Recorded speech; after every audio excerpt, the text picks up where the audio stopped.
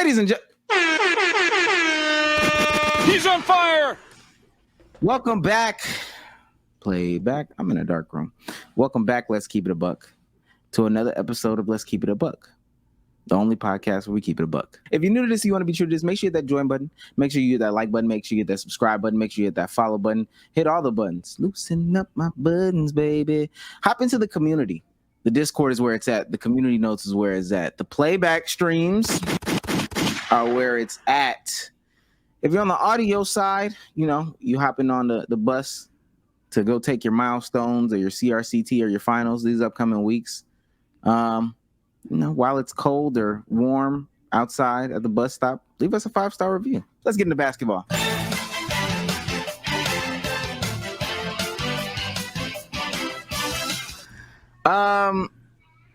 Trying to introduce new segments every time. We do something new every time. We got the stat of the day. Stat of the day.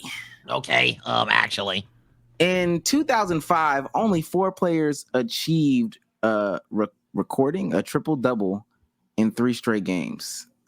George Hill, Magic Johnson, Grant Hill, Bob Sura. Bob Sura is only in this elite club of players for less than 10 hours because the NBA then determined he purposefully missed his shot to get a rebound and stripped him of his rebound. Can you do that? Dick suck. Now that's your boy. That's dick suck. I ain't gonna That lie. is crazy Stat dick damn, yeah, stat pattern be damn. Okay, cool. Frown on it, but that's dick suck. Oh my god. How did they even determine it? It must have been like hella blatant though. He must have literally said boom, boom, end game. like literally. Y'all, I'm about to say, y'all ain't, I thought it was Ricky Pierce. Y'all ain't never seen Ricky Davis do it? Yes, I seen Ricky Davis. Hell, Giannis did it recently. Like in recent years, Giannis did do that. Yeah, purposely missed to get a triple double at the end of the game. Ricky Davis like threw it off his own backboard or something like that in order to get the rebound, which was the most. Hey, and then celebrated. And then celebrated afterwards.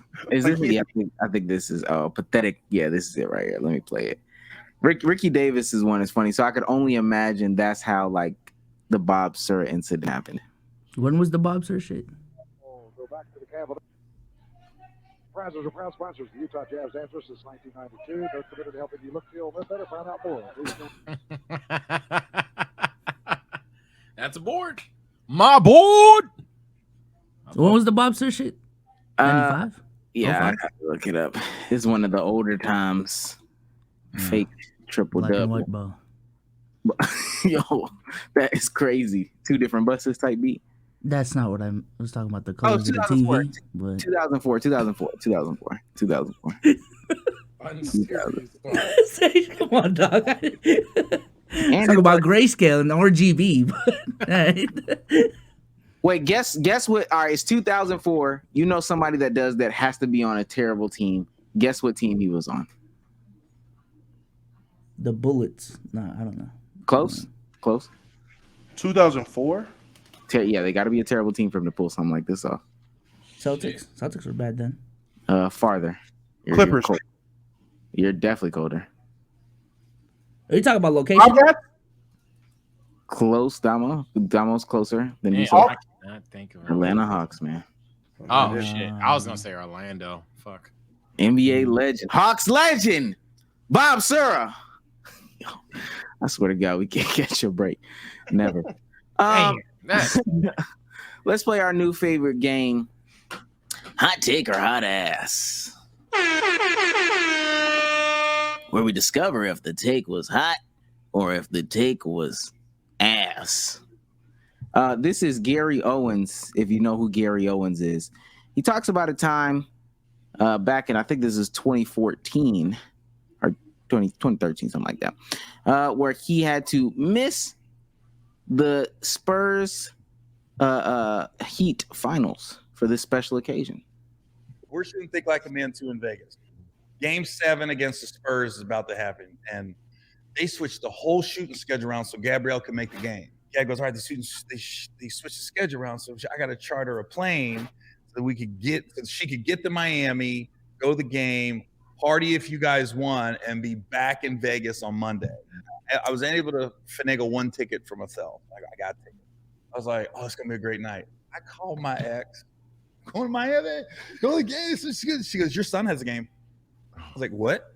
My son was in 7th grade. She goes, your son has a game. She goes, how do you think your son would feel if he saw you at the Heat game and he has a game? I was like, that this. ain't right. Well, I can't go to his game because I have to fly commercial. Like literally, the only reason I could go was because there was a private. Yeah. I didn't go because it was an argument. It was an argument. So the question is, did he do the right thing? Should he have gone to the historic Game 7? What should he have done? Is what he did hot take or hot ass? I'm going with hot ass. I'm not gonna lie to you. I originally, when I first seen this, I didn't have the context because I didn't have the full context of why he was able to go to the game because they moved everything around. He was chartered and fight that and the third. That made it more understanding. But I still don't agree. Me personally, you don't push it about your kids, man. Like, go to your kids' game. I understand it might be just another 7th grade game, but I subscribe to the belief that I'm going to all my kids' games. I mean, that's not everybody, but that's just how I feel. I'm going to all my kids' games. You fuck about that. There will be basketball games. There will be professional basketball games every year, unless there's COVID. My kid's not going to be in 7th grade their whole life. They shouldn't be. God forbid. My kid's not going to be playing school ball their entire life. I want to go to my kid's game. So, nah. Do we know if he regularly goes to the games? I'm going to say Gary Owens has a terrible, I had to look it up to remember. He has a terrible relationship with his kids. Like, his daughter graduated from college. He found out through the internet, bought a ticket, and kind of like was sitting on the sides recording and stuff like that.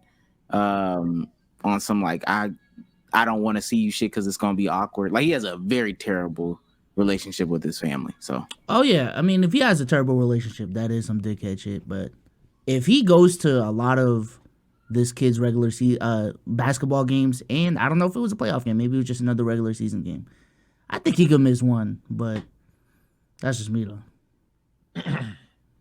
Well, this segment is about picking a side versus walking down the middle lane.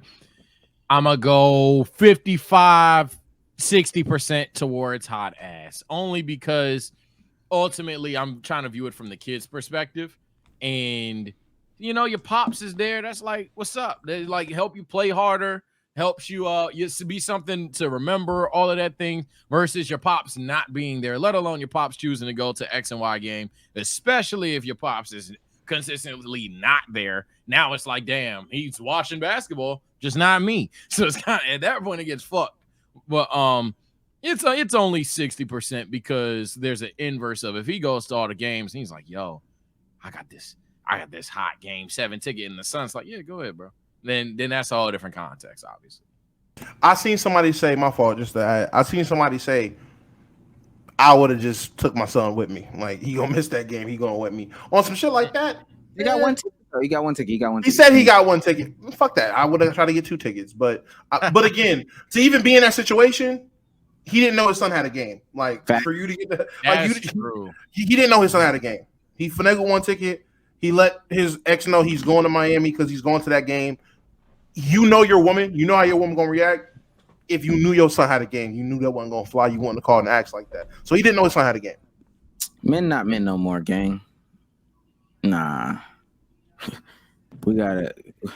Nah, men not men no more. Put your foot down. Put your foot down. Go to that game. It didn't save your family any sooner. So, hey, just burnt bridge. Fuck yeah, you burn the bridge. Why not put more gas on it? Type shit. Like, come on.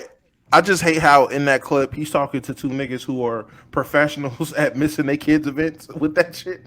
Fact. Like, yeah, she told me, hey, man, made it over 1 game. They over there. Man, that's not fair. Nigga, you have missed Christmases, Thanksgiving, holidays, birthdays, everything. Y'all are NBA basketball players are professionals at missing shit. So that is the most what is that shit called? Confirmation bias ass thing you can do. Like, yo, my girl was crazy, right? I missed my son game for Game 7. You told 2 niggas on the Heat, and it was Game 7, guys. Yeah, she's bugging, dog. Are you saying all NBA players are deadbeats? Let's do Let's do another one. Let's do it. Two to three. This is friend of the show. This is family of the show. Jumping Jehoshaphat Reddick, talking to the big D's. I want to see this whole podcast because I want to know how Shaq responds to this criticism about his era. One thing I don't like about the conversation is they don't put my boy's name in it. If you're gonna be throwing names around, you gotta put my boy's name in it. That's like saying, what are the best luxury cars out there? Lexus or a Beamer? You gotta put the Mercedes in there too. Mike, LeBron, or Kobe. Now y'all debate. I refuse to get into the GOAT debate. I don't. He didn't play against. Not to laugh. Great is the fact that he's done it now for 21 years at the highest level. Yeah, LeBron's never averaged 35 in a year. Guess what? He's averaged 25 or more for 20 straight years. We're nitpicking. A lot of times we're comparing eras. Like I'll say this with Michael Jordan, and I don't mean this to be controversial. Michael Jordan, during his heyday, 6 teams were added to the NBA. There were 90 players added to the NBA. Does that not water down? I'm not talking playoffs, by the way. No chance we're talking playoffs. You're not telling me that the league for a little bit is going to be a little watered down? Now, I do want to add some additional context because Jumping Jehoshaphat Reddick isn't the only one that believes that. This is a quote from Bulls forward Dennis Rodman. For one, won't be impressed if Chicago. This is back when they were about to, pass these marks. Bulls forward Dennis Rodman, for one, won't be impressed if Chicago smashes the NBA record of 69 wins in the season set by a great Lakers team of the early 70s. From Dennis. The league is so filtered and watered down, we can beat anybody with our eyes closed, pretty much. Rodman said. Charles Barkley and Larry Bird have expressed comparable sentiments about the way the league has thinned out. Bird even used the Jazz as an example, and people in the Jazz camp have a hard time disagreeing. You look at the overall picture, it is diluted to some extent, said Jazz coach Jerry Sloan, whose team is in Los Angeles preparing to meet the Lakers on Friday night. You can get by with 3 great players on a team and have a chance to win it all. Before, you had to have 4 or 5 great players and some players around them. Hot take? Hot ass. I think it's a hot take. I mean, the nigga's online. Literally that last quote where they said he used to have 4 or 5 players or great players around him to win. If you look at the 80s, what teams won in the 80s? Literally that description of teams. Deep teams. Those teams were the dynasties. Those teams were the ones that ran the era.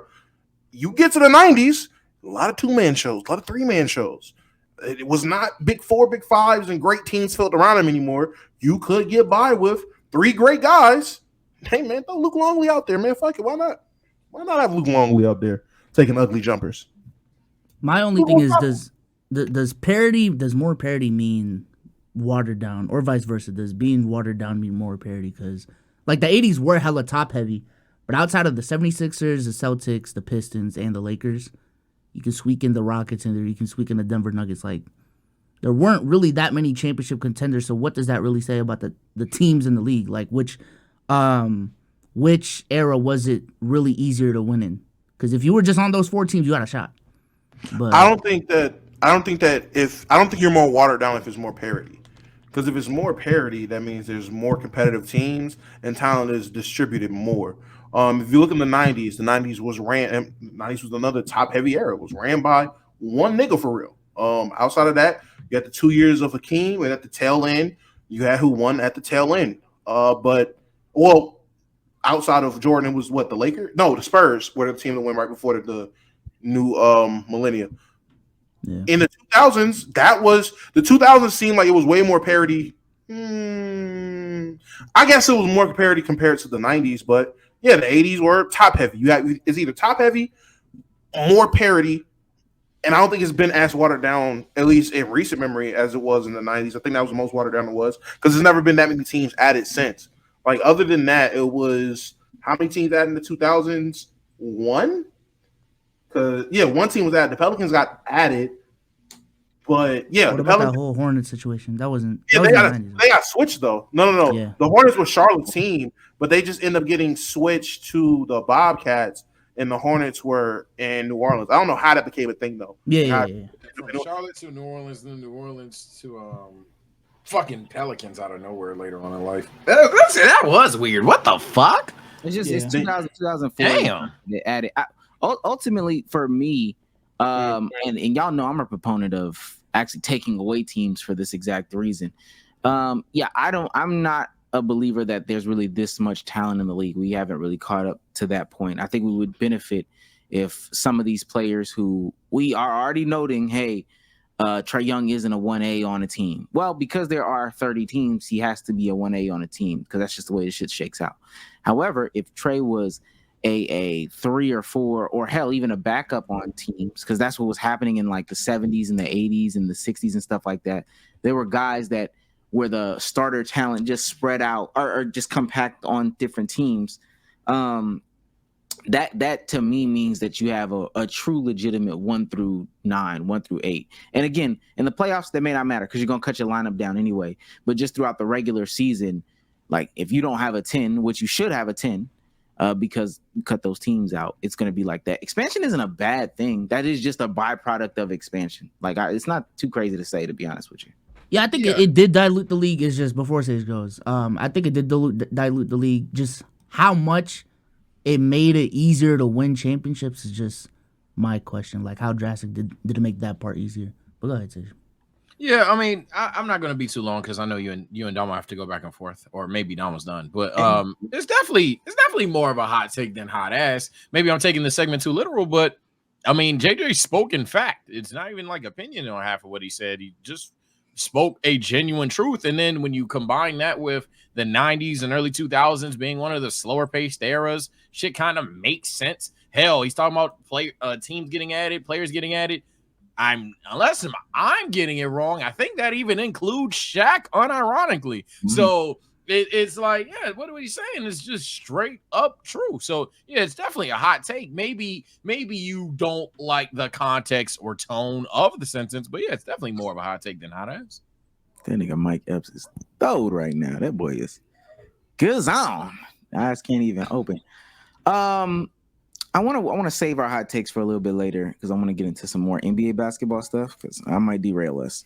So let's get into some more basketball. This is the NBA on NBC. If that comes back, they might start copywriting that soundboard, chat. So just enjoy it while you can. Yeah, apparently they are really in the mix to get that done. Sir Charles has a message for the young players out there, for the young league out there, for the NBA out there. You know, family of the show, Charles Barkley. Also, you said you wanted to say something coaching. Yeah, you know, part of our job, we watch all the games and we watch all the talk shows. You know, a lot of these people on television, they're cowards. They want the players to like them. They don't want to do their job, just to tell the truth. And I just want to say this about coaching. Anybody who thinks the reason the Lakers suck is because of Darvin Ham or the reason the Suns suck is because of Frank Vogel, you don't know what you're talking about.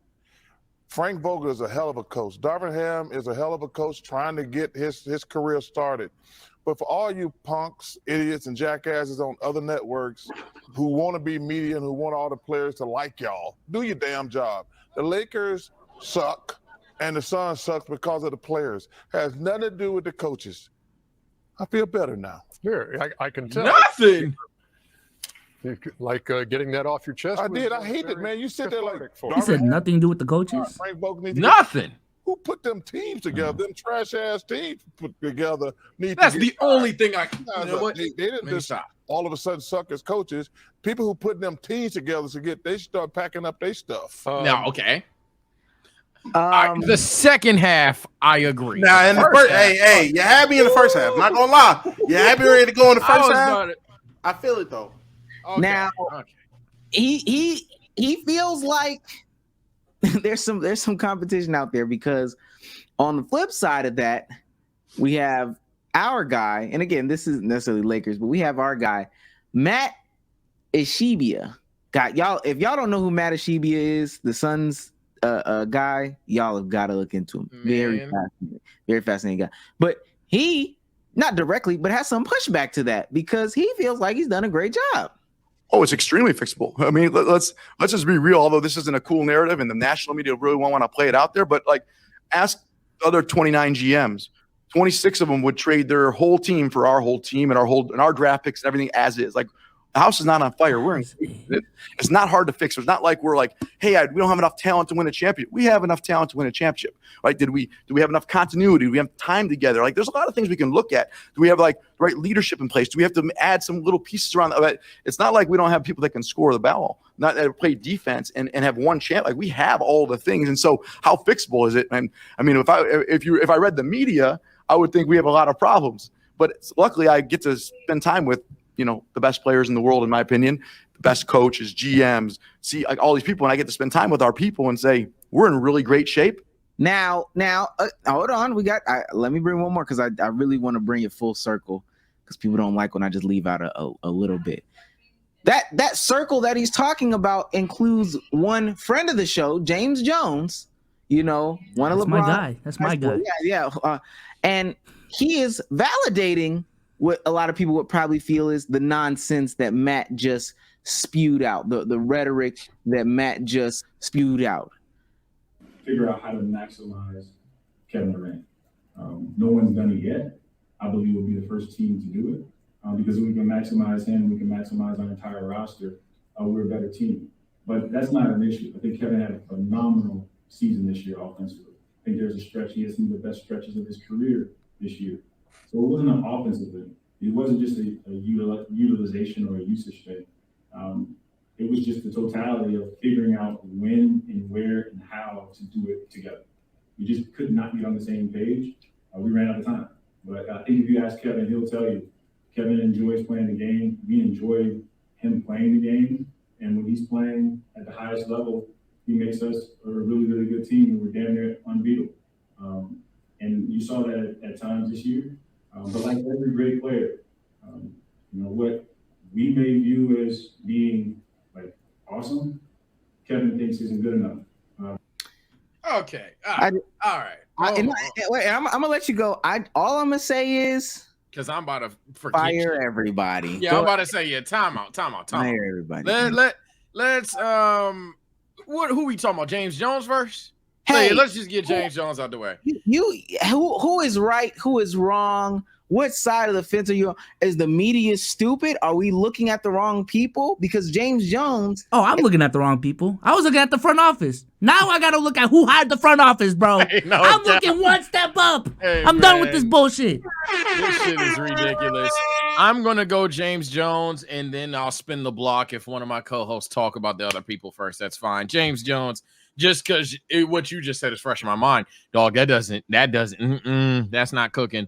First thing first, you had Katie shooting in the corner a lot. Second, he literally is sitting there talking about he's unhappy again. So there's that. I guess we could ask him, and someone's lying. Most importantly, you gonna maximize him? The Phoenix Suns compared to the Golden State Warriors? Hell, even compared to the Oklahoma City Thunder, you're going to maximize Kevin Durant? MVP, where you want an MVP. How are you going to maximize Kevin Durant at 36 years old? You're going to be the person to maximize KD at this point in his career, which is kind of scary considering Kevin Booker's on the team. You don't want to maximize Devin Booker. You want to maximize Kevin Durant. But okay, so what does that look like with just, I don't know, nothing but buckets out there? Because I seen another thing talking about, oh yeah, we're going to keep the same starting five. So y'all don't think there's a problem at all with your construction in terms of the people that get the most important minutes.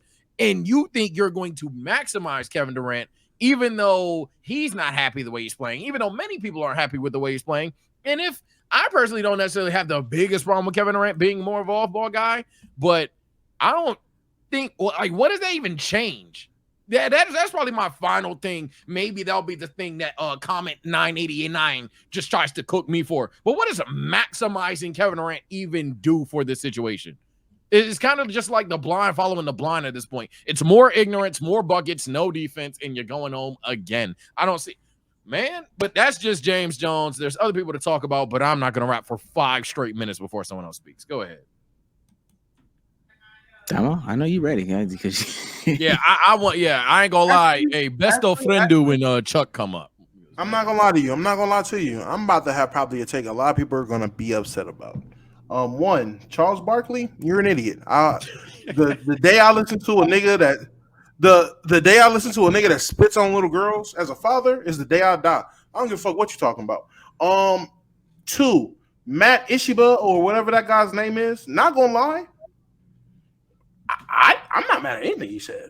Personally, I agree. They haven't had enough time around each other. Going into this season, we all knew the roster was incomplete. Now, I don't think the roster is as awesome as the nigga is saying, but I do agree. In my opinion, there are minor tweaks you make with this roster, and it becomes way better. I genuinely feel that. I agree with that completely. James Jones, there's a reason he was at the end of them benches every time I see him. There's a reason you only peaked at a 69 overall on 2K, and that's because you don't know what the fuck you doing. Maximizing an old Kevin Durant is crazy. I don't know if he means in terms of building a team around him that wins. If that's maximizing him, maybe we need to discuss what the term maximize is. Because, like you said, Omar, he won an MVP in Oklahoma City, and he won a championship and Finals MVP in Golden State.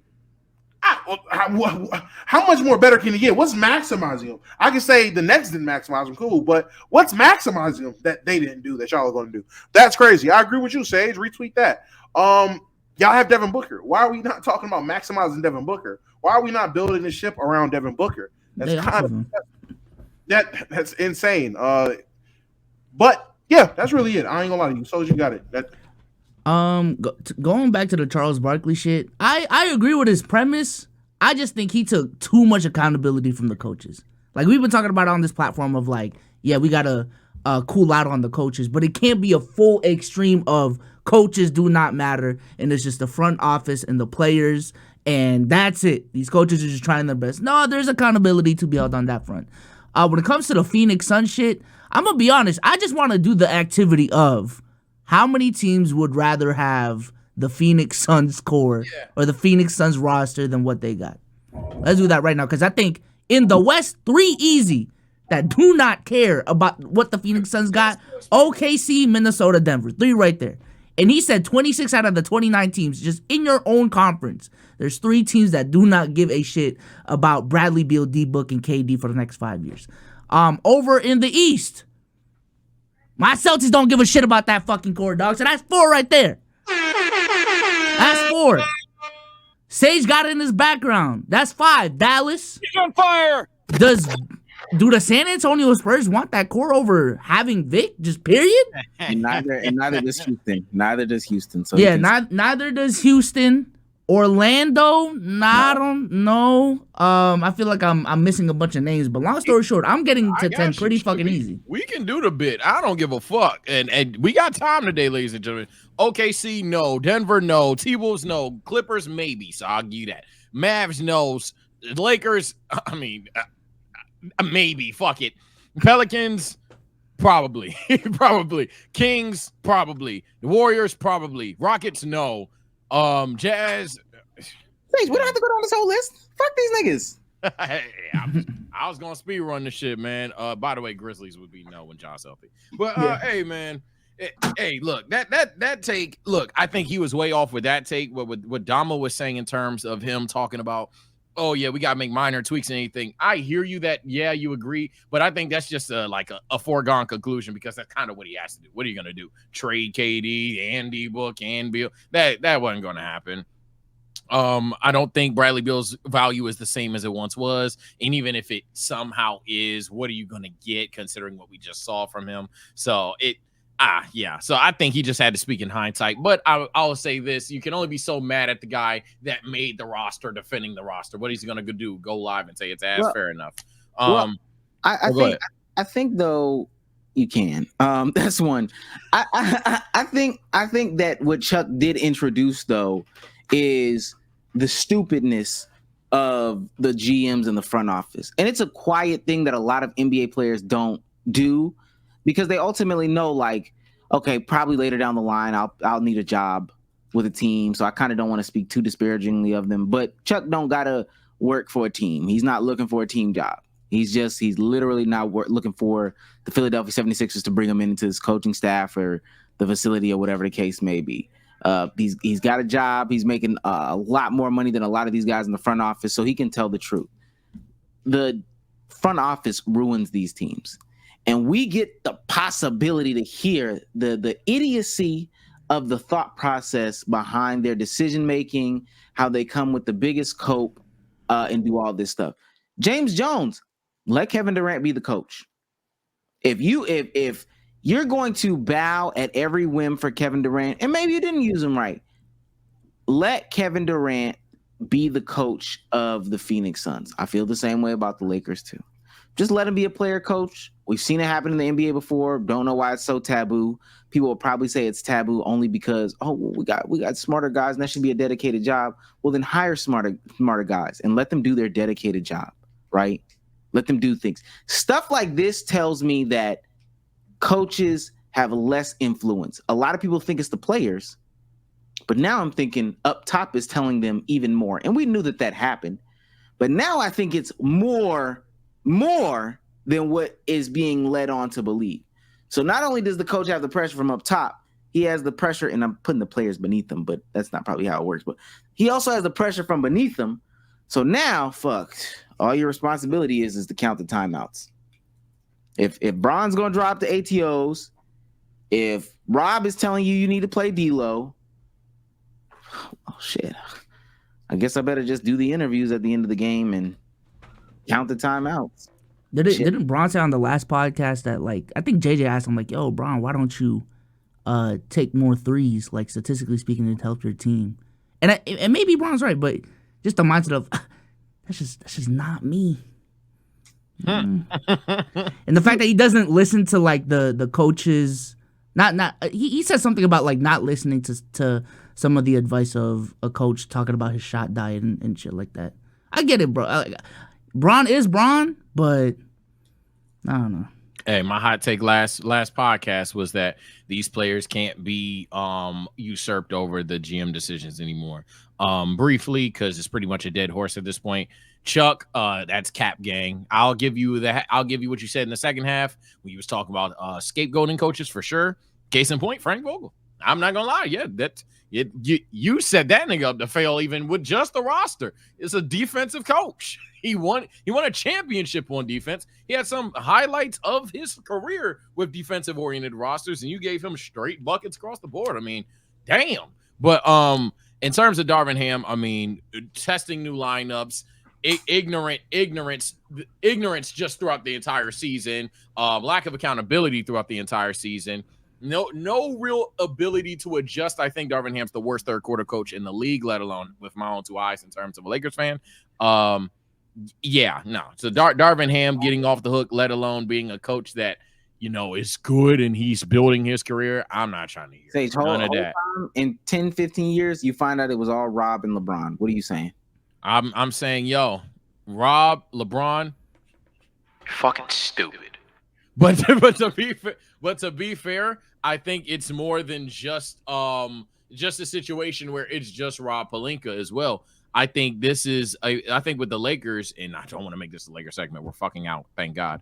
But I think it's a whole blind following the blind thing. I think everybody involved is fucking stupid, to be honest. Let me just address Quirky in chat real quick, because he said LeBron gave a legit basketball reason, though. I agree, because LeBron was talking about, like, applying more pressure to the defense. It makes sense. But I just think in the conversation of letting coaches be coaches, it is a little bit hard when you're trying to tell someone from your perspective what you think is better for the team, and he just kind of avoids it because I'm Bron. And I feel like Bron is not the only player that does that. That's what I'm getting at. Yeah. Plus that would negate the concept of buying in. And yeah. A lot of people buy in and win championships, but he's a championship player. I want to go on to this next one because it's tying into this Bucks game winding down as we're about to see Dame and Giannis get eliminated in this conversation because, it's a segue off of Doc Rivers being one of these guys who I feel like actually is about to unrightfully get some blame. Same thing with Adrian Griffin. Nonetheless, though, should we penalize players for playing hurt? We saw this game that Dame and Giannis were gearing up, trying to make a return tonight as it was going into Game 6. And they were trailing 3-2. Dame eventually ended up playing, but it seems like the efforts were futile. We had Luka Doncic being injured. He even came out and said if this was the regular season, he would be sitting down because his knee is just not great right now. He has a sprained right knee. Are we penalizing players for their performances even when they're injured? Go ahead. Go ahead. All right. Go ahead. I think when it comes to the injury discussion, when players get injured, I personally just simmer my expectations for that player going into whatever game it is. Like if you typically average 30, 33, and you're injured and playing hurt out there, and you don't do that, maybe you're a little bit more inefficient. I understand the context as to why that is. But I do still think just playing the injury card to remove all accountability is not the right thing as well. Like we were having the discussion with Joel Embiid. I get it, you're hurt, but you are still good enough to let's just say, hold you accountable to 20 points a game and 8 rebounds. And you go out there and score 5 points on 1 of 9 shooting. Like, I'm not about to sit here and... I mean, he was injured. What'd you want him to do? No, he could have played better, even given the context of him being hurt. How do you... And mind you, you could say that you've probably seen it before, but let's say Joel has his meniscus thing going on. Mm. All right, we've seen him play a meniscus game before. He had 20 and 15. Still. A little less efficient or whatever the case may be. Tonight, he goes out there, he has 10 and 8. How can you be the one to determine that 10 and 8 wasn't all he had? I mean, I will say it is an arbitrary thing, and I think it does just, I don't know, it is just a guessing game on that front. So that's my answer to that question. I think Souls is on to something when it comes to the expectation thing, but I think he made a sharp left where I would have kept going straight, because I'm not going to lie. If he has that stinker, Omar, I'm going to say, your ass shouldn't have been playing. I ain't gonna lie. That's my answer. It's not a matter of, okay, I can take into account a player being hurt, but even during these playoffs, and we were talking about this live on Playback for free 99. We just seen the Pacers pack up the Bucks, but literally we were talking about how Dame, a potential Dame pack or whatever, and it's like, yo, didn't he have like 35 and 40 the game he got hurt or some shit like that? And then Joel Embiid has 50 or some crazy shit, all on injuries. And then the other day, if they stink it up, it's, well, they were hurt, bro. So for me, I'm saying I'm not going 100%. Yo, you play, you get slander if you ask. I'll always take into account, well, he was injured. But what I will say is, if you play and you stink it up, I'm not going to do the, oh, well, he was injured shit. I'm going to be like, yo, why were you on the court? At this point, you're self-destructive to your team. And if you're self-destructive to your team, I understand that you got to be a little arrogant to even make the damn league, but dog, that's selfish. 5,000 if you're going out there and because of your injury, you're stinking it up. Now, final thing, would I be able to determine why he's stinking up? Is it because of the injury? Is it because it's not an injury? We'll never fucking know. But at the end of the day, it's results oriented, and I'm gonna have to be like, bro, what are you doing if you stinking it up with an injury? Yeah, I know Damo had an interesting take earlier when we talked about this a little bit. Mm-hmm. Oh, yeah. Honestly, it's definitely it's performance based. If we're gonna sit there and say that if a guy is injury prone, he's out there playing injured all the time. If you're out there hooping, I don't care that you're injured. I don't care. Like, if you're out there, you're Embiid putting up 50. All right, bet when you're playing bad, I'm going to criticize you as if you're healthy. If you're putting up good games while you're injured, your injury does not matter. But if you're injured and you're going out there sneaking up the court, you're going out there playing bad, I have the context of you're injured. That is going to be applied while you're sticking it up consecutively. I'm with Sage. I will say it's super selfish, and I'm going to say you shouldn't be out there. I was the person months ago saying Embiid should not be playing.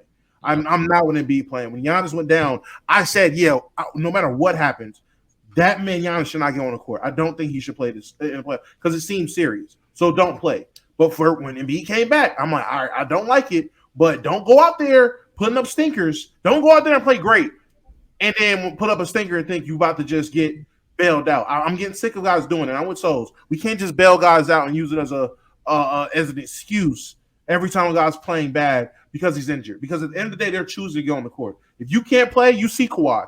You're just not going to play.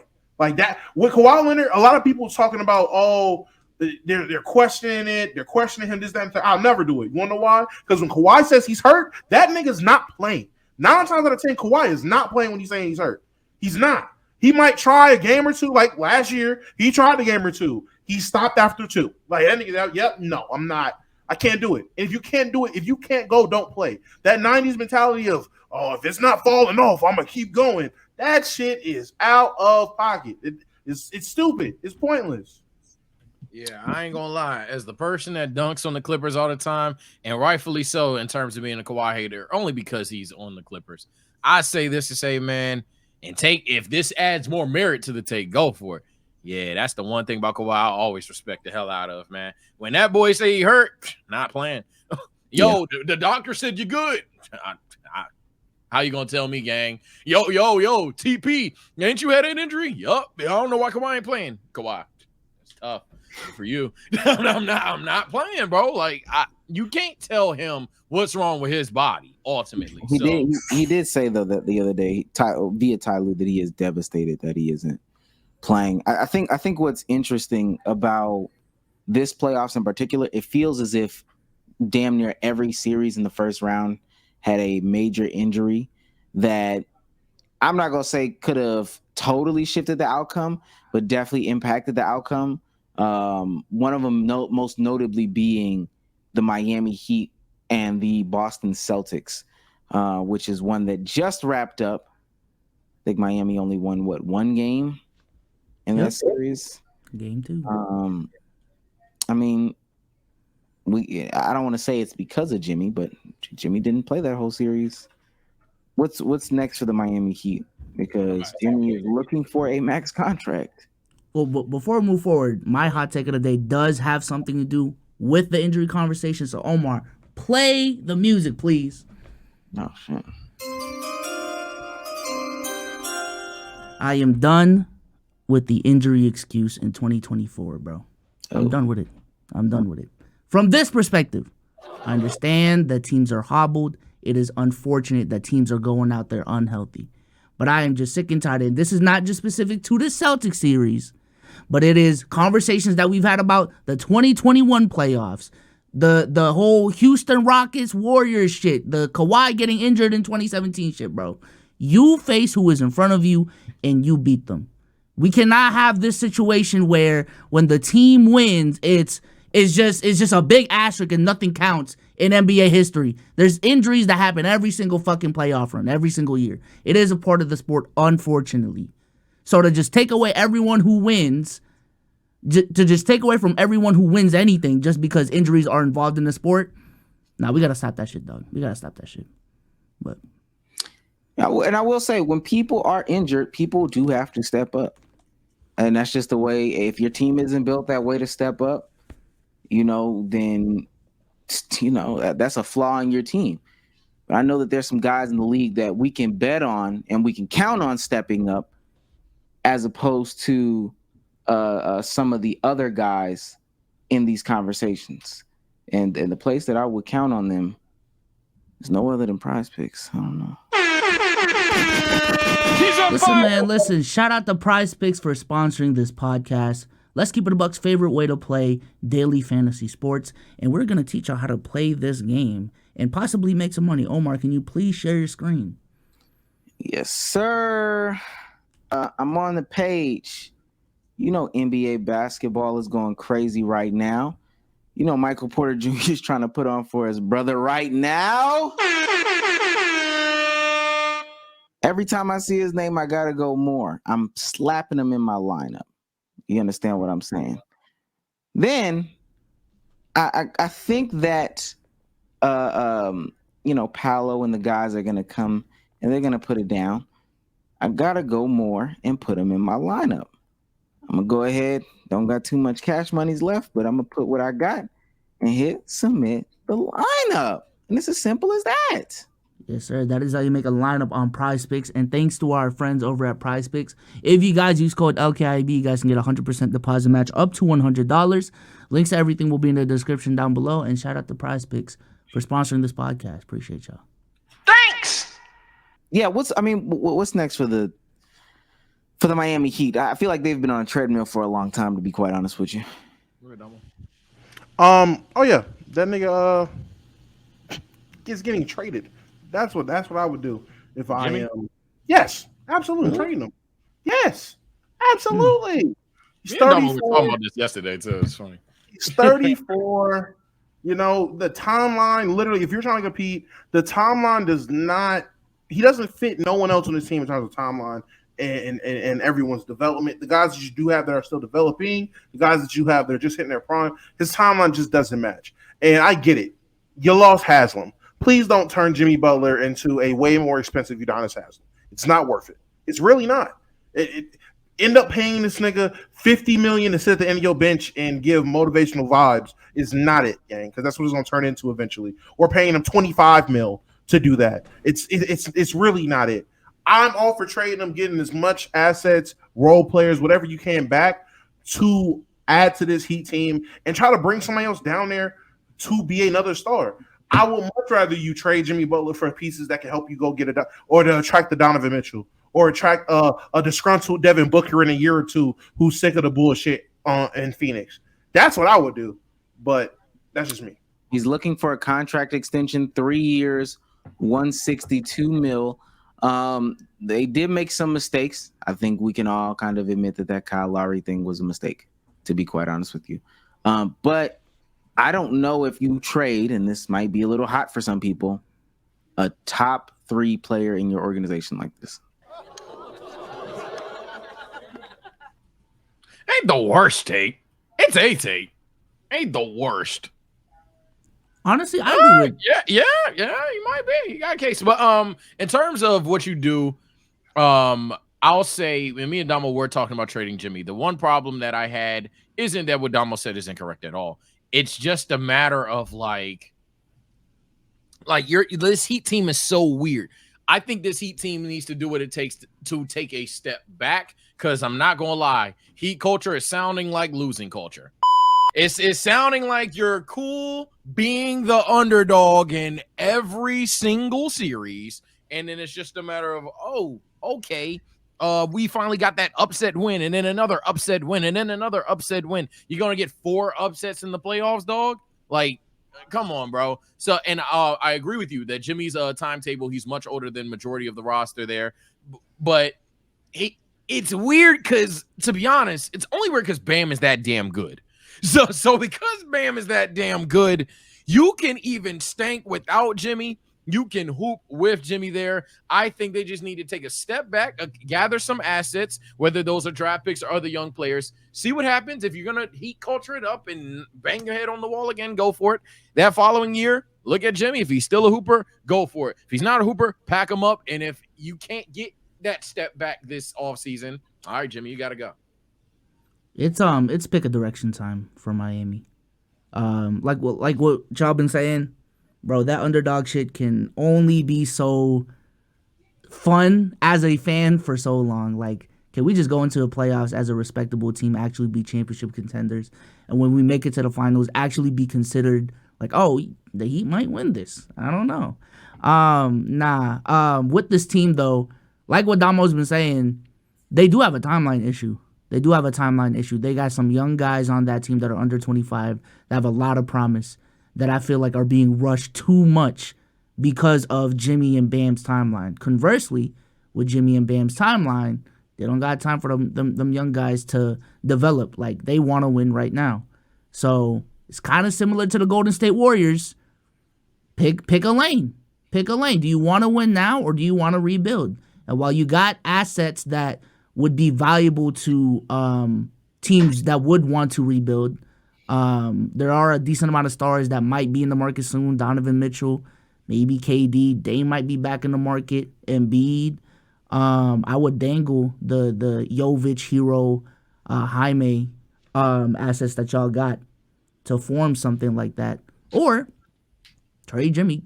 And I'd probably keep Bam. I ain't gonna lie. I still think he's young enough. Oh, you always keep Bam no matter what the option is. Keep Bam. I think real quick, and we'll touch on the Celtics just a little bit. Pause. I think I talked about last time building out a 1 through 6, 1 through 7, 1 through 8.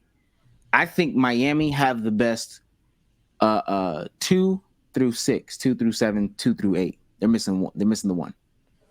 And if they can get that 1, I believe they can compete with anybody. If you think about it like this, and we don't have to really do the exercise, think about every team that we're talking about, that has a 1 through 8, the Thunder, the Timberwolves, the Celtics, the Nuggets, et cetera.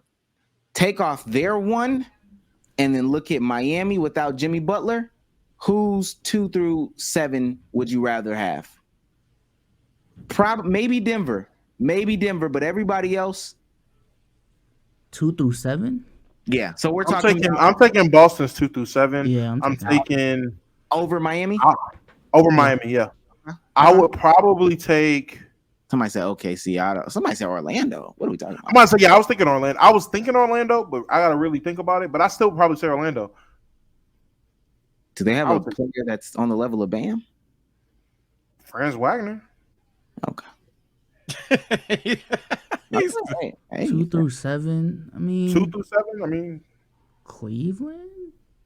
They just got a deep roster, in my opinion. I don't know. That top heavy shit is their problem too. Okay. Well, I think a sleeper pick there is Minnesota, but for the most part, Miami's definitely in like the 4 or 5 for sure. We'll let the comment section decide that. A team that definitely, and I can agree, doesn't necessarily need their 1 showed it. Boston, Jason Tatum with a hamster class to finish it out, but they move on to the next round. Did the Celtics, and this is the only question here, show you anything that lets you know that they are coming out of the East in this last series? In this last series, honestly, yeah. Maybe this is a glass half full take, but the fact that in a series where Drew Holiday did not play well, Porzingis was injured and also did not play well while he was on the court, and Jason Tatum from a scoring perspective was inefficient as shit.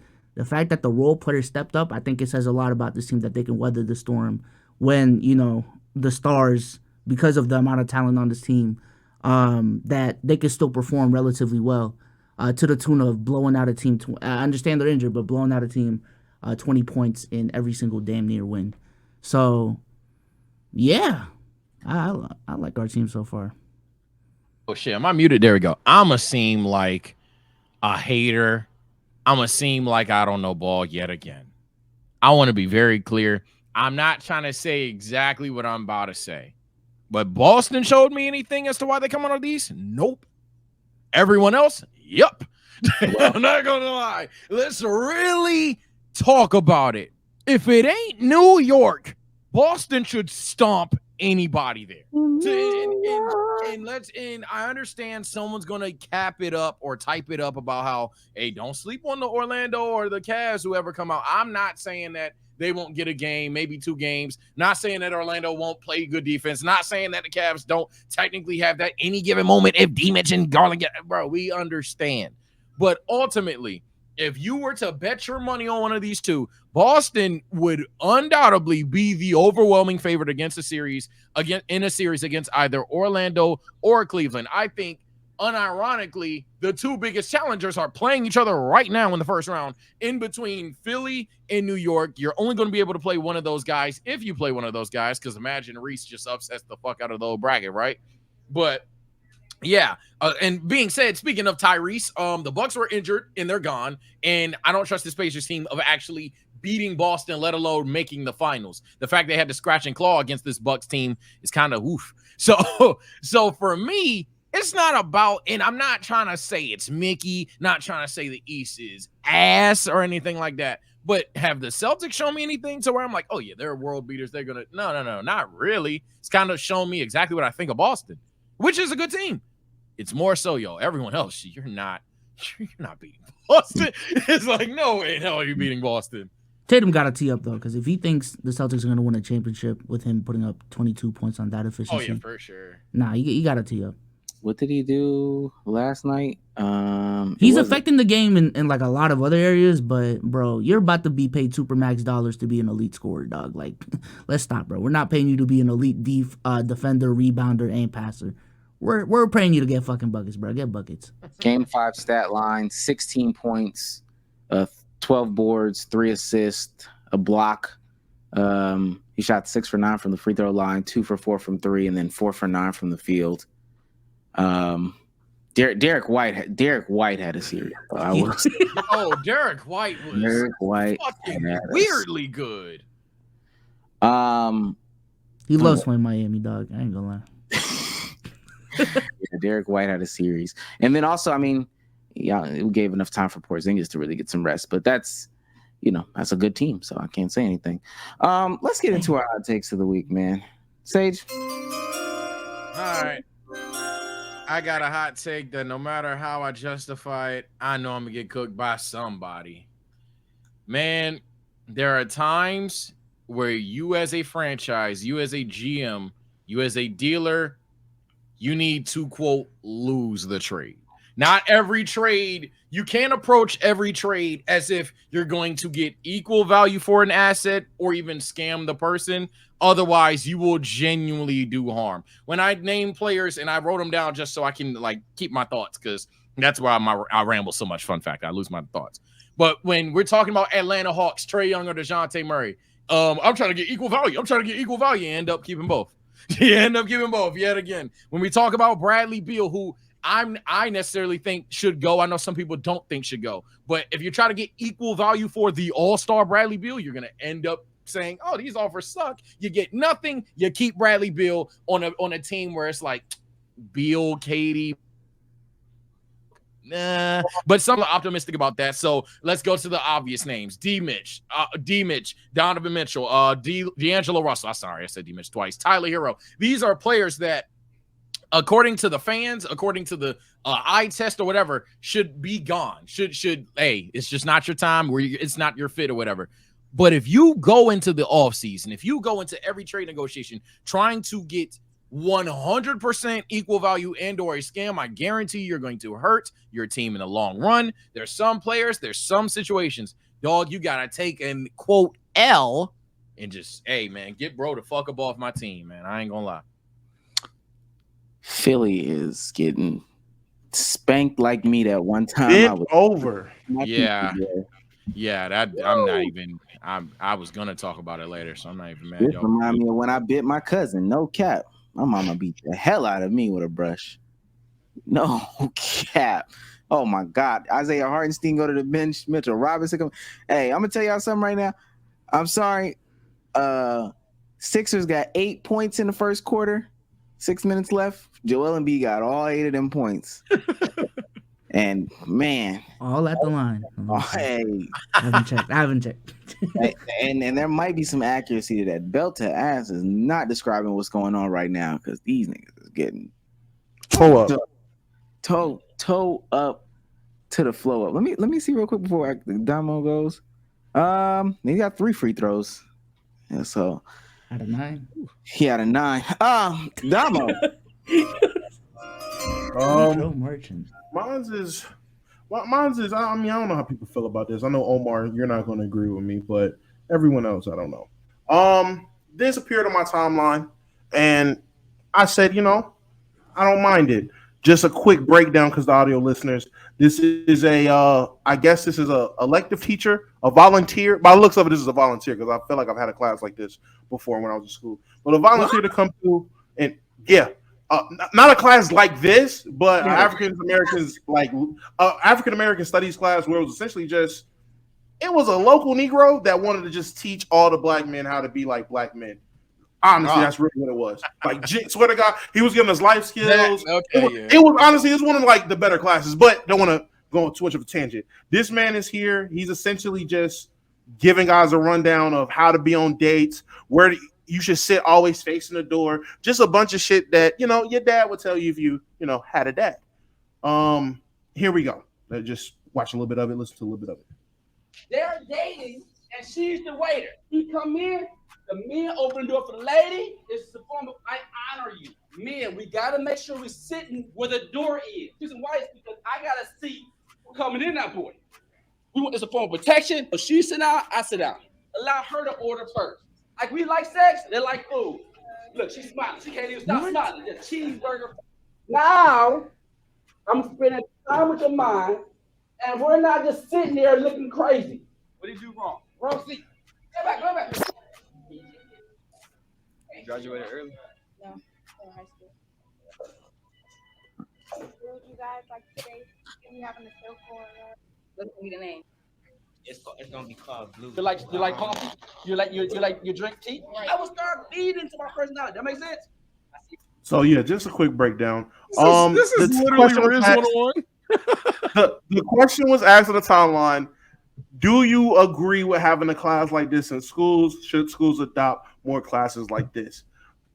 I'm asking mostly Souls and Sage because I said yes on my senior answer, but I want to see what Souls and Sage have to say. Yeah, man, we need real social studies. Okay, we done with the 90s. Let's talk about real social studies, studying the actual socials. I like that, man. I like that. We need that. Nah, I don't need Riz 101. I don't need Riz 101. Someone gotta teach it. Damn. Yeah, you know who teaches it? Life. Kai? Nah, let me. I mean, let me tell you something. Unless it's Duke Dennis, I don't want the Riz 101 class. I don't want my kids learning that in school. America as a whole is falling so behind in reading, is falling so behind in math. If we got that much time to do that, take them kids to another reading class. I tell you what, Damo, you may be able to convince me. I need to know what grade level them kids is reading on. Every last one of them. I can get behind you. So there's a gateway to have a class like this. You have to be of a certain academic level to be able to have this as an elective. Because in my mind, I've seen this as an after-school program first. Because again, I had a class like this. This was the school I went to my junior year when I played ball. That was their excuse to have majority of the male athletes in a space transitioning from end of school to whatever practice you had. Because there was all this gap of time. It wasn't like right after school. It was a gap of time. So that gap of time, they had us in there and we spent 45 minutes, an hour, sometimes hour 30. And it's just learning life skills, learning different things, talking about shit, having honest conversations. It was the first form of therapy a nigga had for real. Like getting Were the nerds in that class? I mean, if you was a nerd that played a sport, if you was a young black male that played a sport, you were in that class. So it was some nerd ass niggas in there, but they got what they shell for real. Gang, That's the problem, bro. What? No, the guys who really need it didn't even get the service, bro. This is crazy. Oh my god. I'm just saying, I had one form of it. This is a different form. You can have anybody in that class. It was men and women in that class. Now, there was a women's class that was the same type of thing led by a local woman in the community. But you talked about not having tax classes and all that. I'd rather you had that bullshit. Oh my god, really? I wouldn't call tax class bullshit. But this is stuff. I mean, but this is stuff that they actually want to learn about. Them kids, when niggas didn't give a fuck about them tax classes, they taught you shit. I remember learning about how to fill out. What happened? Man, these kids can't read. Man, next thing. All I'd say is counselors and stuff. There does need to be a somewhat relief in terms of like a teacher, or maybe all teachers should be doing this anyway, of just like introducing, living life, taking joy into certain aspects of school, making sure that everybody isn't just homework home type thing. But outside of that, nah, Rizology class, nah. And also YouTube gonna be like, what happened to Damo's hot take? God, that's crazy. Damn it! Also, tax class is bullshit, gang. I'm sorry to say it. It is what it is. You just gonna insert your W2. Get in the comment. Oh, well, don't get your in the comment. Yeah, this nigga go flexing. There you go. And that's why I believe in tax class. Rich nigga. Like, oh my just literally, especially with the new laws, just stick your W2 in the TurboTax, gang. You ain't got no. It just gives me financial etiquette. You don't got shit going on for that class. Nonetheless, we got to talk about the women's on this platform. The WNBA is already mishandling their rollout of new athletes, the rookie class. This rookie class got a lot of motion. And maybe they need to take the keys out of some of these people's hands because they do not know what to do with it. First and foremost, we have a game on Friday. Tomorrow is the first preseason game of the season. Some of the bigger stars in the league. Y'all know who they are, right? the Angel Reeses, the Caitlin Clarks. You know, why would you? Because the WNBA league pass is free for the first couple of weeks or whatever. Why would you schedule this at the same exact time? Yeah, what the fuck? I don't know. It just seems a little silly. Screen cooked me. But let's continue to go down the line and see some of the other things they have going on. You go and you're releasing new merch for the championship team, a new crop top hoodie. You know, the kids want to see that stuff. Subria says a singular sponsored post on IG would have sold this out in one day. So I cannot believe I had to scroll the website to page 4 to discover a crop top hoodie for the back-to-back WNBA championships with signature W orange aglets exists. Again, I ask, what's the strategy here? Burying it. Just straight burying it. Another one, they had an issue with all the jerseys and all this stuff. When y'all search WNBA on Nike, what 3 teams pop up? It's not a team. It's one player. I get it. Caitlin Clark is great. This is a monumentous time for the WNBA. They are butchering these things. They are dropping a lot of the balls, especially on the media days. We've seen some of the media days for some of the players. They had the mommies looking good out there in LA for the Sparks, Cameron Brinks for Kia Jackson. Chicago didn't have none of that, and they are still a piss poor organization. We talk about the security. Caitlin Clark has extra security. I don't know if y'all have seen Caitlin Clark's extra security that she has running around. Other teams don't need any security. I didn't know Caitlin's gonna get mobbed like that, but that's long story less long. They are already fumbling this ball that they have just been gifted from the basketball gods. I got a question for you. Do you think before Papa? Before March Madness, Jesus Christ, before March Madness last year, do you think the NCAA even did a good job of marketing Caitlin Clark, or did Caitlin Clark come to them type shit, if that makes sense? I think Caitlin Clark came to them. I think a lot of people don't even recognize that she led the nation in scoring all 4 years. I don't know if it's women's college basketball's prerogative to market their players, especially like back then. Mm. Like that's just not the thing. Same thing with college sports. Y'all gonna watch, it's college. Y'all are in towns where ain't shit going on. We're marketing the whole sport. Also, we don't got to pay y'all. We're not worried about the revenue. No way. Like, we're making our money from other shit. The TV deals are always going to be there. Y'all's, it's the student tuition. I know you know, because, you know, everybody that went to college up here, all 4 of us, part of your tuition went to them student athletes. They was going to make their money. In a different situation where there's a league that has to sell themselves to, like, people, you would probably just want to navigate just a little bit differently, you would think. Yeah, that's where I'm getting at. Is just, I feel like, you know, when you give an L marketing team good assets, it doesn't really matter if you don't know what to do with the good assets to market. Like, and I think that's what happening with the WNBA. We've talked about how they've had marketing for years. I think Caitlin Clark has been a gift to them in terms of making that easier for them. They know who to market.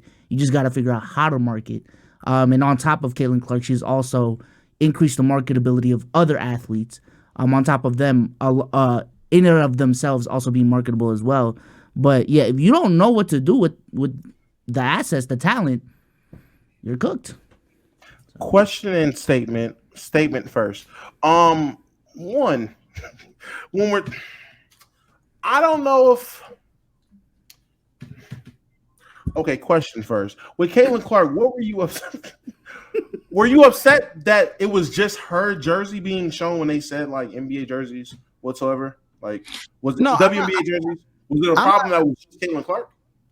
No, it's not that it's just a problem. It is that you have other people that you could market and you just decided to market them. I think that a lot of people are starting to get the curtains peeled back from their eyes with the whole conversation of like, nobody wants this shit.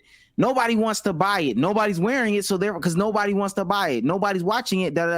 Those conversations, and people are starting to realize, the reason why is not necessarily because nobody wants to, is because how do you access this stuff?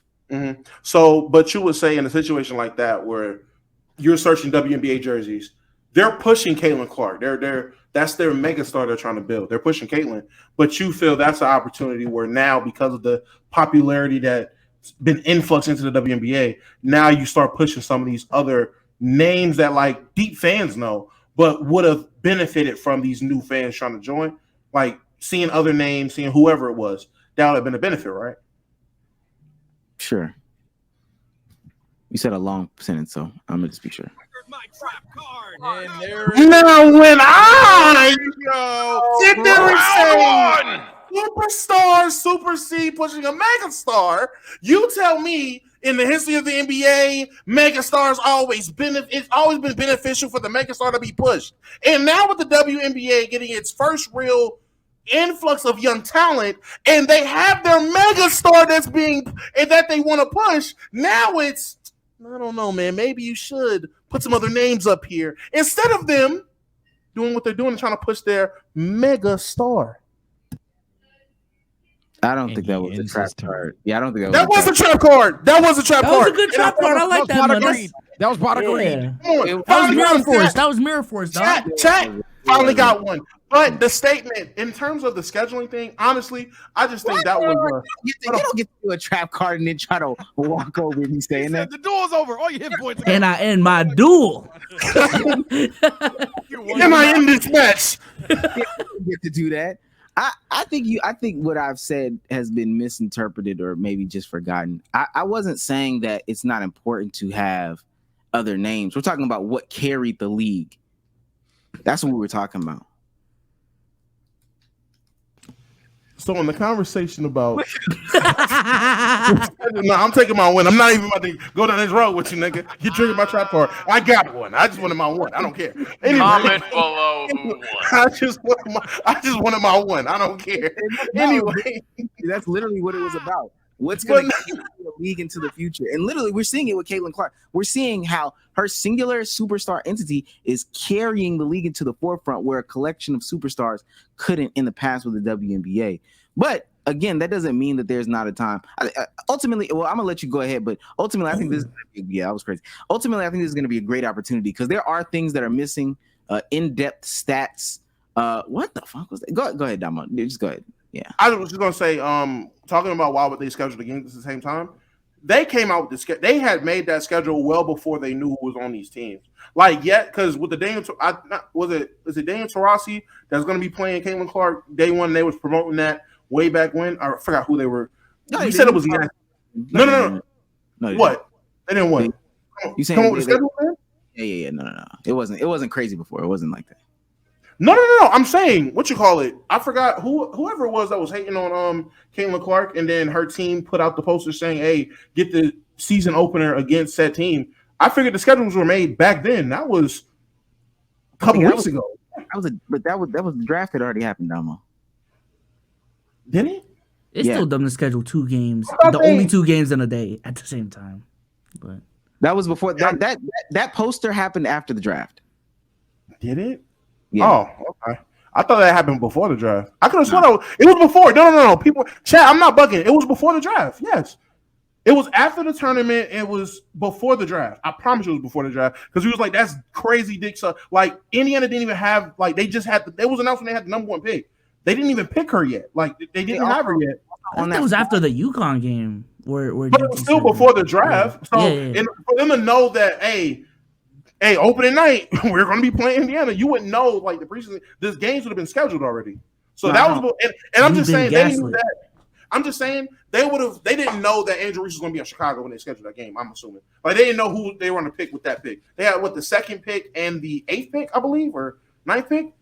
I don't think they thought there was going to be Angel Reese on that team. Even and I'm going to see if there were other games during that time. I would think if you only had 2 games that day, you wouldn't schedule both of them to be at the same exact time. Fair. For those purposes.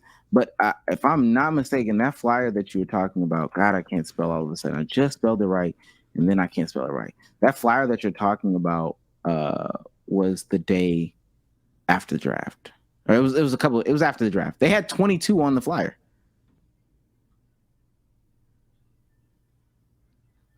Oh, wasn't that a controversial thing about like, damn, they put 22 on the flyer before she got drafted?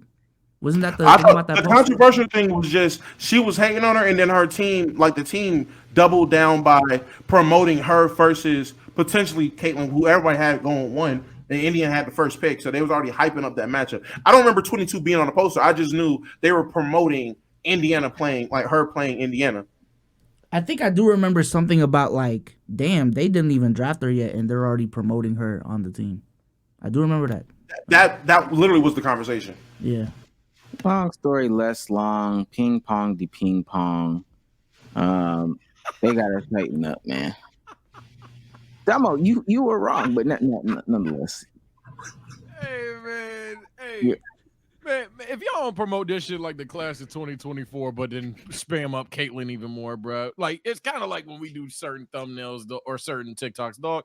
Have B-Soul start that shit off. Like what are we doing, bro? Like just have Caitlyn Clark be the baby face, but still push for class of 2024 because you got like 5 names in that jump. That is a minimum, by the way. That is backpacking the clout towards your brand. The only pushback that I'll say against all of this is maybe they're waiting for them to do it in WNBA clothes versus hyping up the draft class with college hoops. But I think that's immature. For the love of God, just push these players. Yeah, they're just fucking it up. It's not even on some like, they're only pushing Caitlyn Clark shit. Like, why aren't you promoting the defending champs fucking merch? Like at all, not even an IG post that people can click a link on. Just gonna bury it on page 4. Like that's just a bad practice, regardless of who you're pushing. And y'all website ass. Oh, okay. NBA is as well. Okay, so it was held on the 15th, and then that Diana Taurasi thing, that Diana Taurasi poster was on the 8th of April. So Paige and Juju, it comes gonna get crazy. When Juju eligible? she's a sophomore. Damn she's it! going to be a sophomore. Should be all right. Sorry, virtual stage moment. I think that's almost about it. We do have this Adam Silver thing, but who cares about Adam Silver, right? No, we should talk about Adam Silver. Should we talk about Adam Silver? Cruz, I don't even see a video. Depending on what he did. You know what? I think I want to save the Adam Silver thing. Does anybody else, because I do have one non-basketball thing to bring up. Does anybody have anything basketball related to bring up? Because we'd react to Philly getting eliminated when it happens. We reacted to, I mean, I guess quickly, considering we're likely expecting Philly to go home, because god damn, they're getting that ass smacked right now. First round exits are pretty much all but a done deal. Hey, one team that you don't want to see back in the postseason next year is Indiana. Damn. Damn.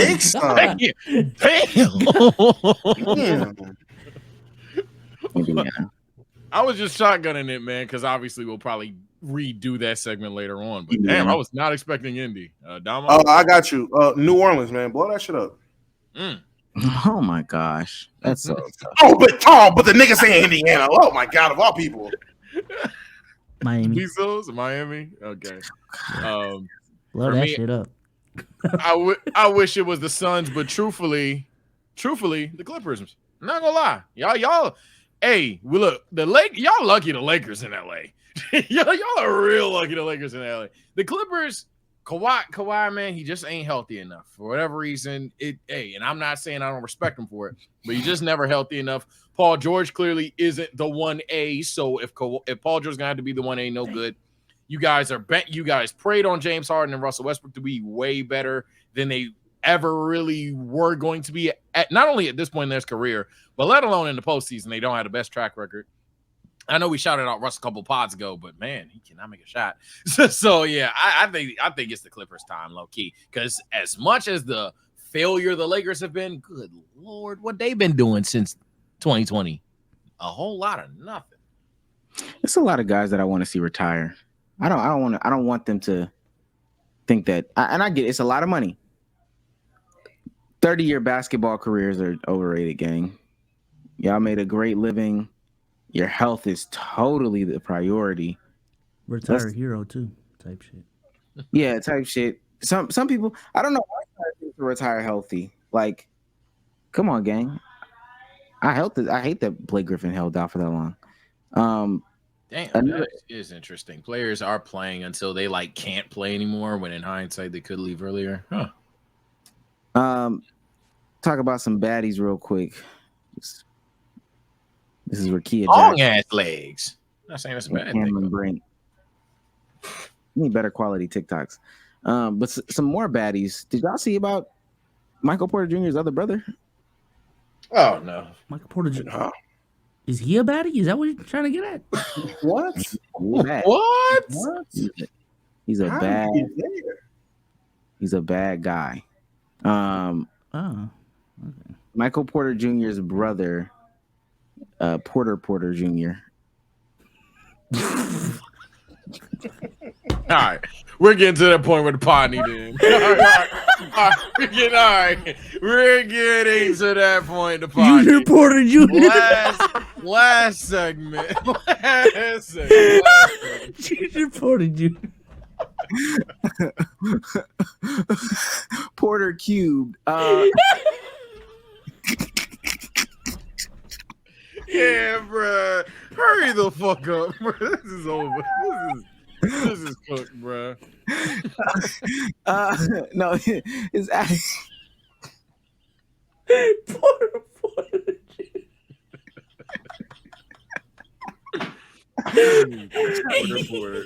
PPJ. PPJ. Okay. Devon, or no, I'm sorry, Jevon Porter Jr.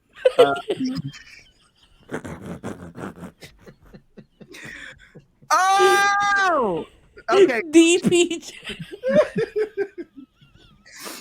Jevon Porter Jr.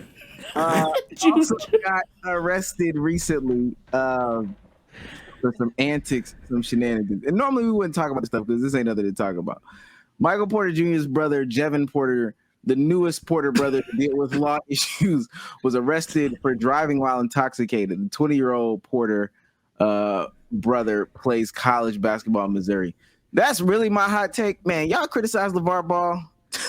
Hey, I said that in the short recording. I literally said in the short recording. I'm like, yo, LeVar up 3-0, dog. This is ridiculous, man. Nah. I hate speaking on motherfuckers' family, but two No. DWIs and then LeVar again, nah. And LeVar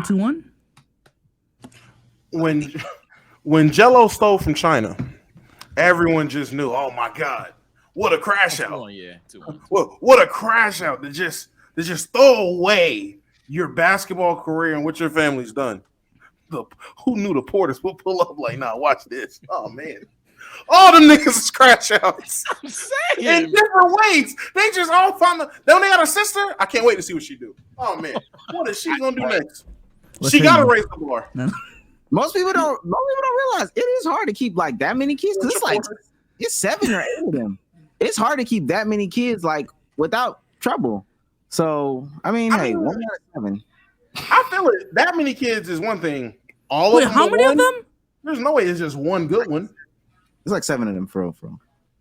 Uchiha clan ass family. Damn. Thank God they all didn't choose the right path. Oh my God, the NBA be fucked if it was a bunch of them niggas running around shooting. Let me see. He's from Indianapolis. Let's look at his personal life. Oh, that's why. Damn, we can't even see his family for real. Patricia. That's what I think. That's what his siblings' names are. Hold on. No way. No way. This is the most predictable ass. Hey, no, bro. If there's actual PPJ, bro, I'm gonna lose. He has Jonte, Cobain, Jevin, Isaac, Sierra, Bree, and Jada Porter. And Jada Porter Jr. JPJ, real. Okay. That doesn't include MPJ in that count. That's just his siblings. So I mean, he's got a lot of cousins. I mean, sisters or whatever the case may be. Siblings. I only want 3. I don't need 7. I say Cobain's a girl. Wait a minute. What? Cobain is a boy, but none of them is bad for real. If that's what you was wondering. All right. I wasn't. I thought you. My last. I'm gonna have 7 of them things when it's said and done. Wait, he moving.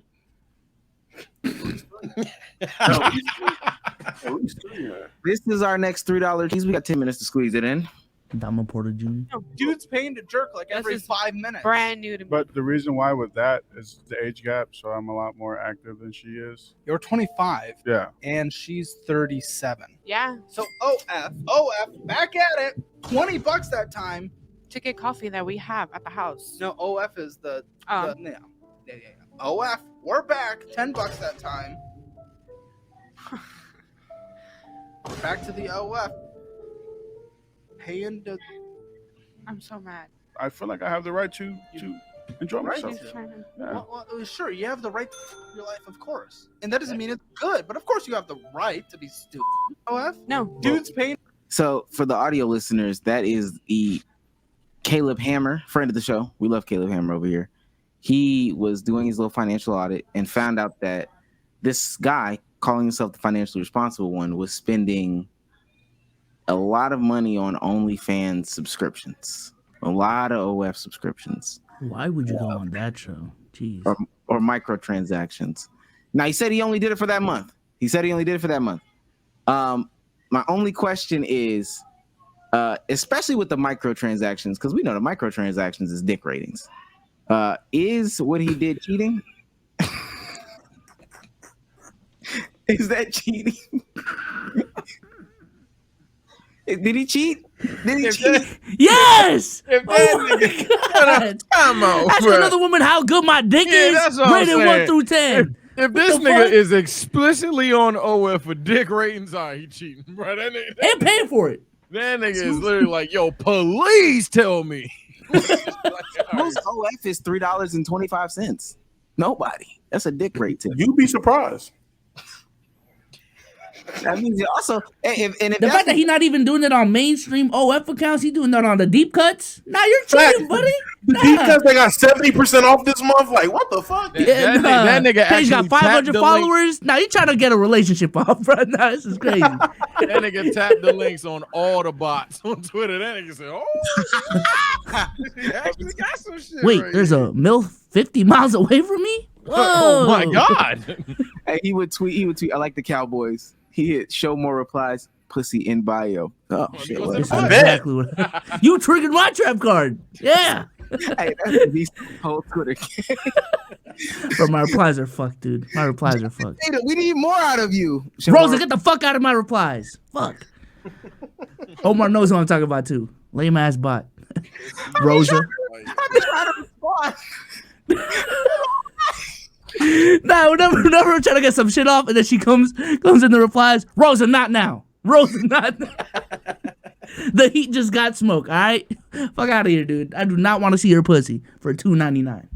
People on Twitter were telling me that wasn't cheating though, and that's where I was really like confused because they were like, "Oh, it's just. I mean, what's the difference between that and a strip club?" You take your dick out at the strip and be like, yo, 6? Like, Was it in the space? Was it in the space? Yeah, it was in the space. Okay. My second question is, how long in the space was it? Like when they said it? Immediately. Okay.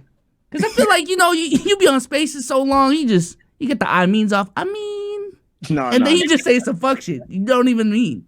An hour into a space, you'll hear anything. I will say that. Hey, as an anonymous nigga, y'all an are 4 hour into a hours. space, Nah. You have explored all the avenues of this conversation. Yeah. God damn. I don't know. I feel like microtransactioning is definitely cheating. Yeah, that's cheating. Yeah, easy cheating. If you're paying for porn, you're cheating. Yeah, I ain't gonna lie. I froze like halfway through the clip. I'm just telling you what I think. I'm sorry. I don't even know the context of the clip because I froze and I came back and y'all was like, so anyway, friend of the show. I'm like, well, I'm just gonna wing it. If you're paying for porn, you're cheating. That's all I can tell you.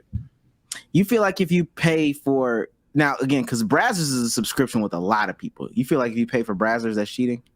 That's Netflix. Now let me chill. Oh man. Personally, yeah, you too deep at that point. Why? Yeah. All this shit is free, bro. And they got 20-minute videos for free. What are you paying for? At that point, when you're at the point to where you're paying for porn, you either have a problem or you're unsatisfied with what's going on in the bed with you. No cap. Like to the point where you're paying for it, religiously a subscription, someone you gotta get you gotta get a Yeah. very specific kink off. You gotta get certain. It's gotta be certain angles and production companies, nigga. Like you are too deep. You're unhappy at that point. I know you may justify it because you may not pay for subscription services. Why do you pay for Netflix? I don't. There you go. All right, ladies and gentlemen. Well, this has been another episode of the Let's Keep It a Buck podcast. Appreciate you guys.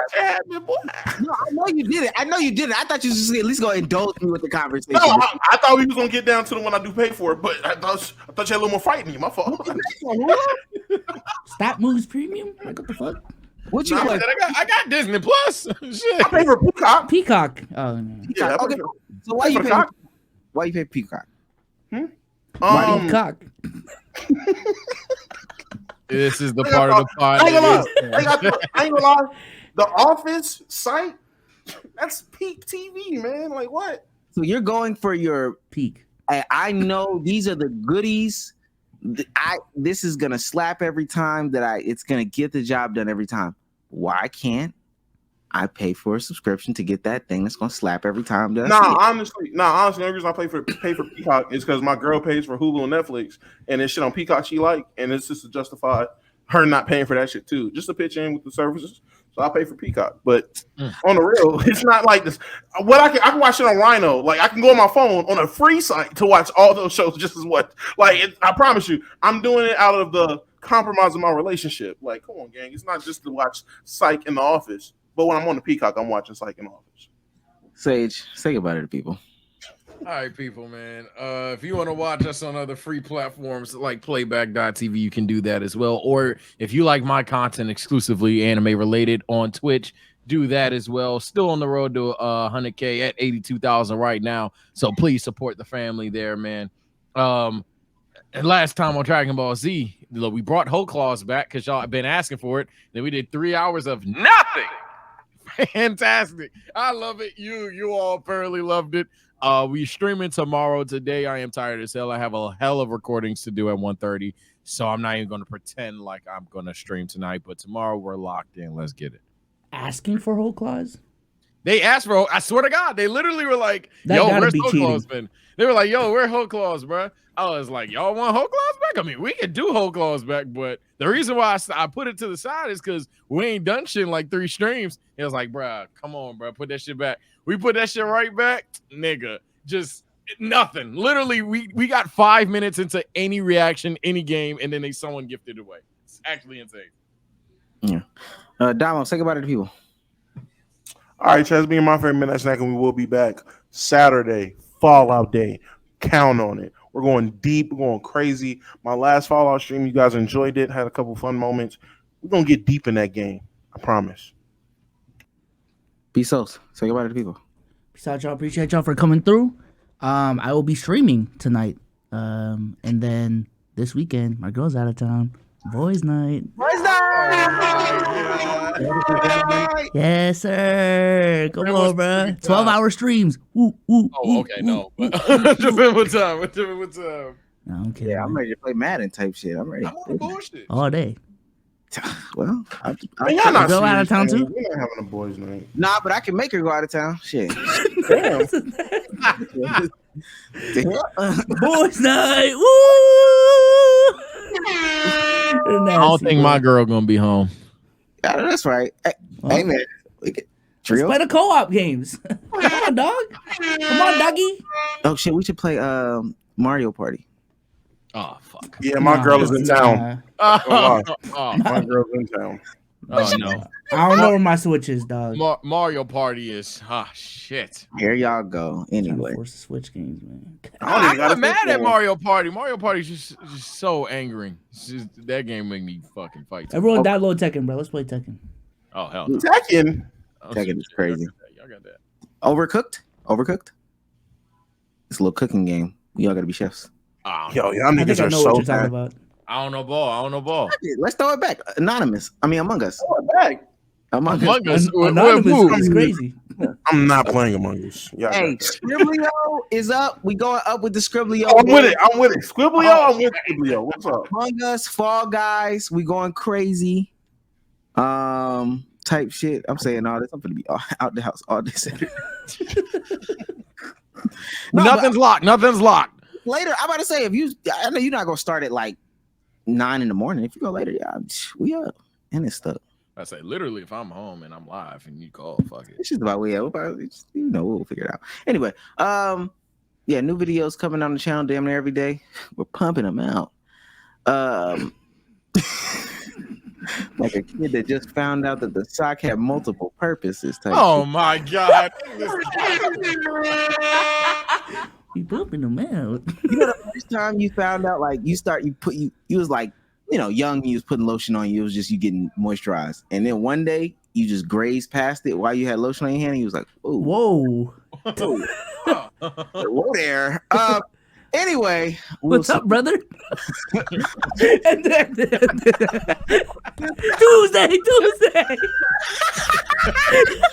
Time out.